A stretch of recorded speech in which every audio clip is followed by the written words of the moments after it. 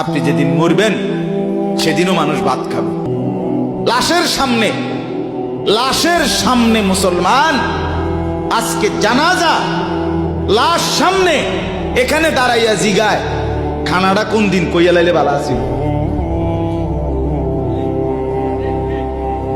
কি আহা আহা, মানুষ কার জন্য শিক্ষালেন? এই মানুষগুলো তারা আজকে জিগায় খানাটা কোন দিন করবে। 4 দিন না খানাটা কি সোমবারে করলে ভালো হয় না মঙ্গলবারে করলে ভালো হয়? কত অনবুঝ করে লাইলে ভালো আসিল, লোকজন কি আর আবার ফাইবেননি?